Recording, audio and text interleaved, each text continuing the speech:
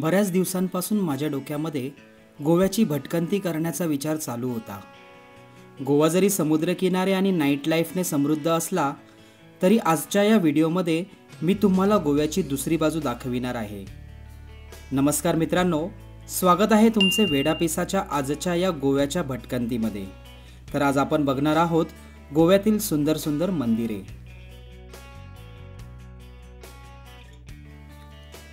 महाराष्ट्र आणि गोवा या दोन राज्यांच्या सीमेवरील बांदा ते गोवा असा 1.5 तासांचा टू व्हीलरने प्रवास करून मी पोहोचलो गोव्यामध्ये। पारंपरिक गोवान ब्रेकफास्ट कुठे मिळेल याची शोध मोहीम सुरू केली। गोवान ब्रेकफास्ट पाहिजे, गोवान गोवन शिल्पे हॉटेल आहे।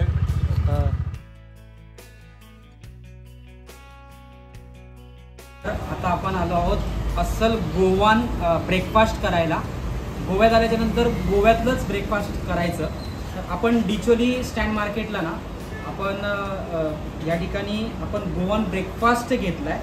ओके, तर इथे आपण या ठिकाणी घेतली आहे मिरची, त्याच्यानंतर इथे आपण समोसा घेतलाय आणि इथे 2 भाज्या घेतल्यात। ही कोणती भाजी आहे? मिक्स भाजी आहे ही, बटाटा वगैरे टाकलाय। त्याच्यानंतर ही जी आहे ती टमाटा भाजी। ओके, त्याच्यानंतर हे पाव बघा ना, हे गोव्यातले पाव असेच भेटतात का? ओके, मुंबईमध्ये आम्ही असे कडक पाव खायचो, तसे हे पाव आहेत। आणि इथे एक समोसा आहे आणि ह्याला काय बोलतात, हा काहीतरी वेगळा आयटम आहे, बन्स। बघताय तुम्ही, हा बन्स आहे। असं काहीसा ब्रेकफास्ट, हेवी ब्रेकफास्ट हा हेवीच झाला पाहिजे, असा काहीसा ब्रेकफास्ट आपण या ठिकाणी करत आहोत।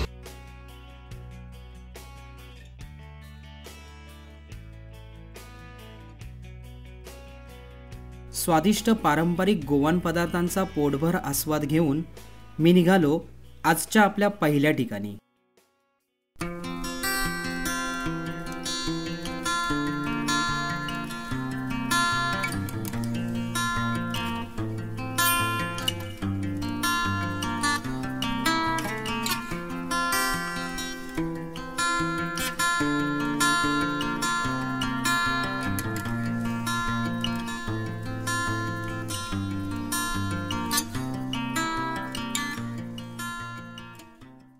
तर मित्रांनो, आपल्या गोवा ट्रिपमधील हे पहिलं ठिकाण आहे, ते म्हणजेच नॉर्थ गोव्यातील डिचोली तालुक्यामधील नार्वे गाव। आणि या नार्वे गावातील हे मंदिर आहे ते म्हणजे सप्तकोटेश्वर मंदिर। तर आपल्यासोबत आहेत गोपाळ काका। तर गोपाळ काका नमस्कार। नमस्कार नमस्कार, स्वागत आहे आपलं या मंदिरात। अच्छा, तर गोपाळ काका, मी मंदिर आतून पाहिलं, ठीक आहे। तर हे शंकराचं देवस्थान आहे, बरोबर? महादेवाचं देवस्थान आहे। तर मला सांगा की हे मंदिर किती वर्ष जुनं आहे? हे मंदिर 13 नोव्हेंबर 1668 ला ओके, शिवाजी महाराजांनी या मंदिराचा पाया घातला। बरं। आणि ती नोंद अशी आहे की दरवाजावर शिलालेख आहे, तो आपण तो फोटो काढूया मग। बरं, अच्छा।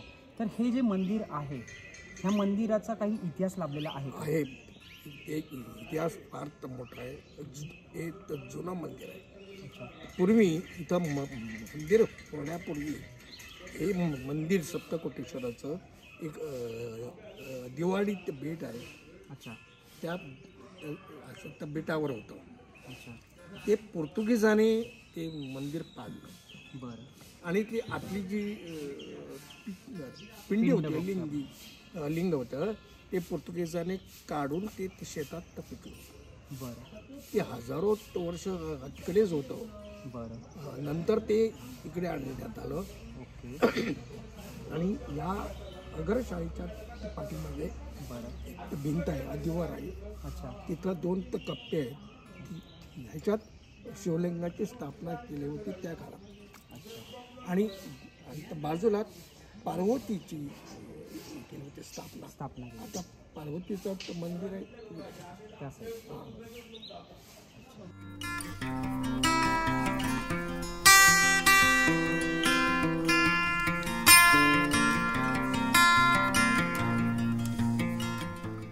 गर्भगृह आहे ती खालपासून ती वरपर्यंत सिंगल स्टोनची, एक दगड कापून इथं गर्भगृह केलेले।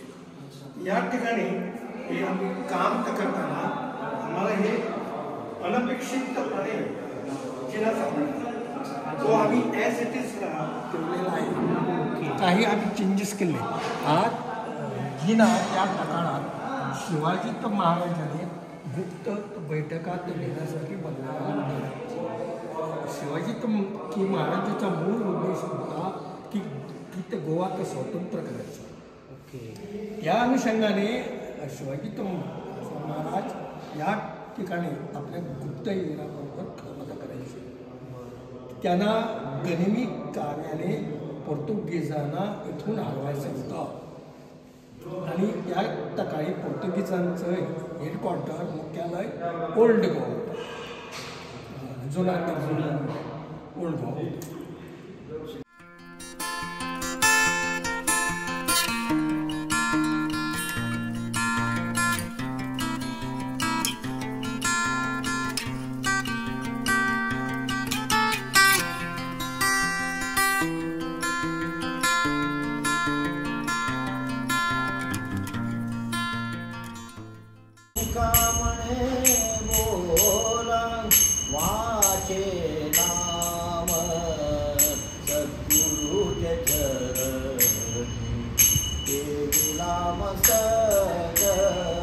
तर मित्रांनो, आता आपण आलो आहोत आपल्या गोवा ट्रिपच्या दुसऱ्या ठिकाणी, साऊथ गोव्याच्या मारडोल गावामधील म्हाळसा देवीच्या मंदिरामध्ये.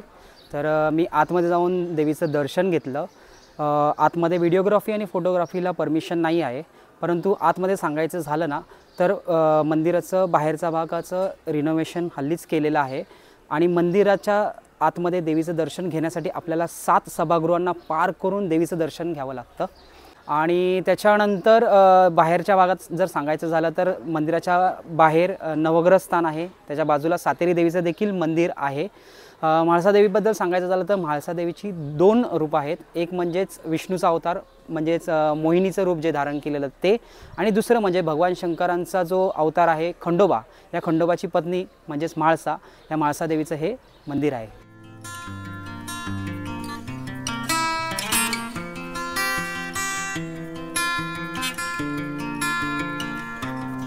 म्हाळसा देवीच्या बाजूला जे सातेरी देवीचं मंदिर आहे ना, मी आतमध्ये जाऊन आलो, दर्शन घेऊन आलो.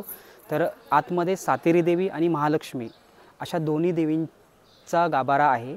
आणि जर मंदिराबद्दल सांगायचं झालं ना तर आतमध्ये लाकडामध्ये अतिशय बारीक बारीक असं सुंदर असं नक्षीकाम केलेलं आहे. खरंच तुम्ही जर कधी आलात नाही ते तर नक्कीच सातेरी देवीच्या मंदिरामध्ये जाऊन त्या नक्षीकामाला देखील बघा, तुम्हाला नक्की आवडेल.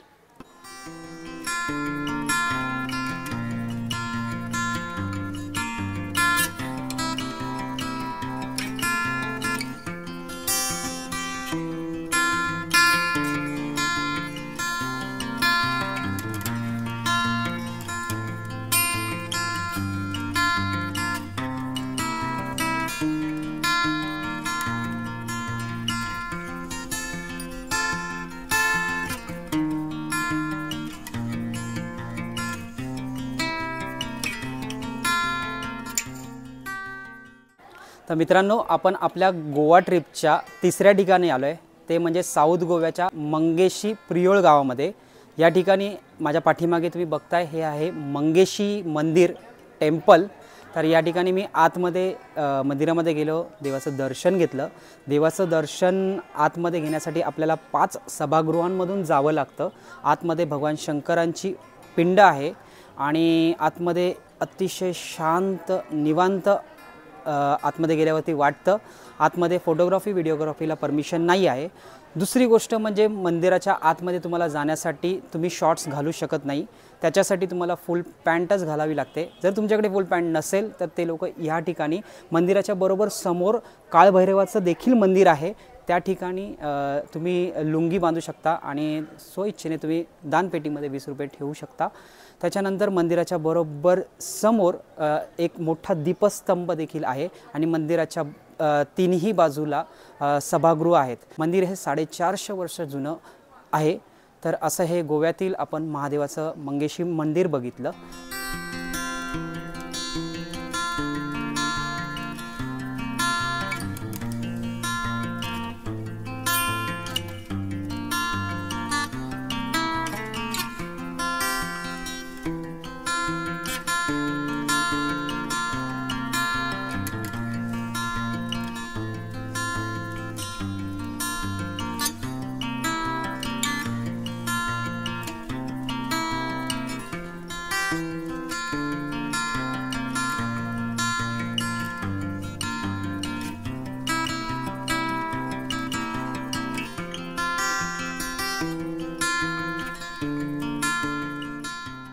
आपल्या जे चौथा लोकेशन आहे नागेशी टेम्पल, त्या ठिकाणी आलो आहे आणि नागेशी टेम्पल जे आहे ते साऊथ गोव्याच्या फोंडा तालुक्यामध्येच आहे, नागेशी गावामध्येच. तर हे देखील शंकराचं मंदिर आहे. इथे देखील देवाचं दर्शन घेण्यासाठी तुम्हाला 5 सभागृह पार करून पुढे जावं लागतं आणि 5व्या ठिकाणी देवाचा गाभारा आहे. आतमध्ये शंकराची पिंड आहे आणि मुख्य म्हणजे ना आतमध्ये व्हिडिओग्राफीला तर परमिशन नाहीच आहे, परंतु आतमध्ये ना बघण्यासारखं म्हणजे ना वरती जो एक मुख्य सभागृह आहे ना, तिथे लाकडामध्ये अतिशय छोटे छोटे असे देवी देवतांच्या मूर्त्या कोरलेल्या आहेत. ते अतिशय बघण्यासारखं आहे या मंदिराच्या आतमध्ये. आणि मंदिराच्याच बाहेर महासभागृह आहे, तिथे तुम्ही महाप्रसाद घेऊ शकता. काल महाशिवरात्री झाली, त्यामुळे इथे महाप्रसाद होता, तर आम्हाला महाप्रसादाचा लाभ झाला या ठिकाणी. तर ह्या ठिकाणी महाप्रसादामध्ये डाळ भात, त्याच्यावरती त्यांनी ना एक रस्सा टाकला आहे. त्याच्यानंतर इथेही मूग मटकीची भाजी आहे, इथे कोबीची भाजी आहे, इथे खतखत म्हणून एक मिक्स भाजी असते कोकणातली गोवान टाईपमध्ये, ती भाजी आहे. इथे हा देखील एक रस्सा आहे, पापड दिलं आहे. सो असं काहीसं महाप्रसाद आम्ही नागेशीच्या मंदिरामध्ये घेतो आहे. गोवन टाईप जेवण आम्हाला या ठिकाणी आज खायला मिळालं देवाच्या स्थानी.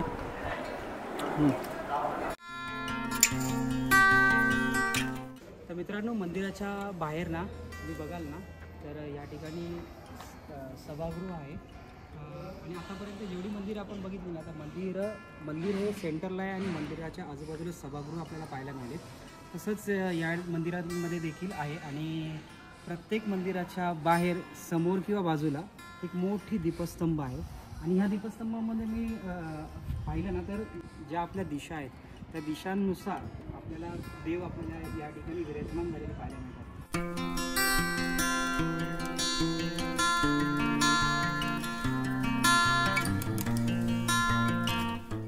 आणि आता आपण खऱ्या अर्थाने बरोबर समोर आहोत मंदिराच्या, आणि इथून आपण तळ आणि मंदिराचा प्रवेशद्वार बघतोय. बघा काय व्ह्यू आहे, सुपर.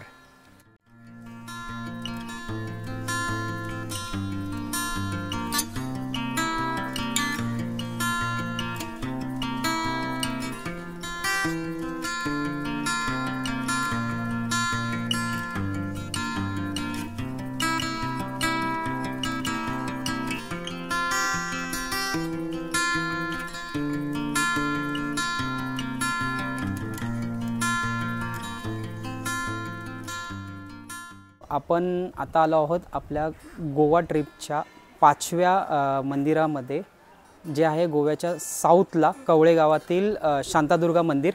तर माझ्या पाठीमागे तुम्ही मंदिर बघताय. गोव्यातील मंदिरांची जी रचना मी आत्तापर्यंत बघितली ना, सगळ्या मंदिरांची रचना अशीच आहे की मंदिर मध्यभागी आणि मंदिराच्या तिन्ही बाजूंनी सभागृह आहेत. तशीच तुम्ही रचना बघताय, ही रचना आहे. त्याच्यानंतर मंदिराच्या बरोबर समोर तुम्ही बघताय ही भली मोठी अशी दीपस्तंभ या ठिकाणी आपल्याला पाहायला मिळतोय. आणि भलं मोठं असं मंदिर आणि मंदिराचा कळस या ठिकाणी बघतोय आपण. त्याच्यानंतर मंदिराच्या बरोबर समोर या ठिकाणी तुम्ही बघाल ना, तर ह्या साईडला एक भलं मोठं असं पाण्याचं तळं या ठिकाणी आपल्याला पाहायला मिळतं आहे. सो आपण पाण्याचं तळं जे आहे ते देखील इथून पाहू शकता. हे बघा, सो ह्या ठिकाणी थोडं वरती जाऊया. सो हे ह्या ठिकाणी आहे पाण्याचं तळं आणि तळ्यामध्ये बघा ना, मधोमध एक तुळशी वृंदावन आपल्याला पाहायला मिळतं आहे. वाह, किती छान वाटतंय ना, निसर्ग आणि देवाचं स्थान. मी मगाशी पण बोललो ना की कोणतंही देवालय जे असेल ना, ते देवालय निसर्गाच्या सानिध्यामध्ये जर असेल ना, तर ती एक माणसाला जी शांती मिळते, माणसाच्या मनाला जी शांती मिळते, ती अशाच ठिकाणी मिळते. सो असं काहीसं हे आजचं आपलं साऊथ गोव्यातील 5वं ठिकाण म्हणजे शांतादुर्गा मंदिर. मंदिराच्या आतमध्ये जर सांगायचं झालं तर आतमध्ये फोटोग्राफीला परमिशन नाही आहे. आणि आतमध्ये मगाशी मी जसं मंदिरांमध्ये सांगत होतो तसंच 5 सभागृहांना पार करून आपल्याला देवीचं दर्शन या ठिकाणी घेता येतं. देवीचं अतिशय शांत असं रूप या ठिकाणी आपल्याला बसलेलं पाहायला मिळतं आहे. खरंच आतमध्ये बसल्याच्यानंतर मुख्य सभागृहामध्ये ज्यावेळेस मी बसलेलो, अक्षरशः ध्यान लागलेलं. एकदम मन प्रसन्न झालेलं. भले दुपारची वेळ आहे, वाजलेत 2:15, तरी पण बाहेर जरी रखरखत होऊन असलं तरी आतमध्ये जी शांतता आणि थंडावा आहे तो मला आतमध्ये मंदिरामध्ये जाणवला.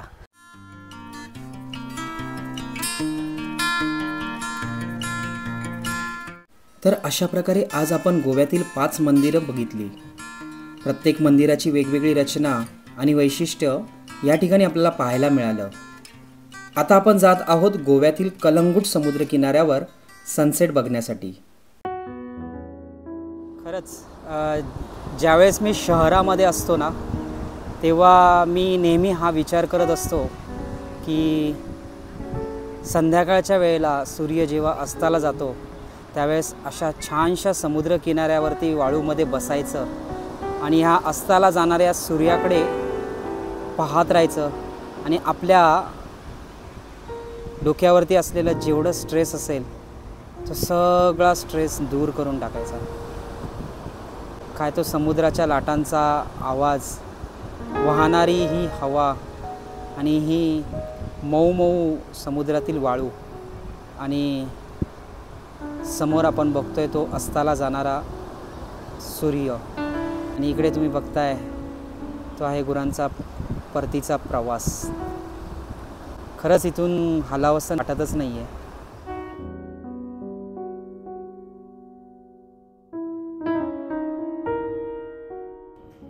तर मित्रांनो, आजचा आपला गोव्या ट्रिपचा पहिला दिवस संपलाय. आज आपण गोव्यातील 5 मंदिरं एक्सप्लोर केली. खरंच खूप छान एक्सपिरियन्स होता, स्पिरिच्युअल वाइब्स होते.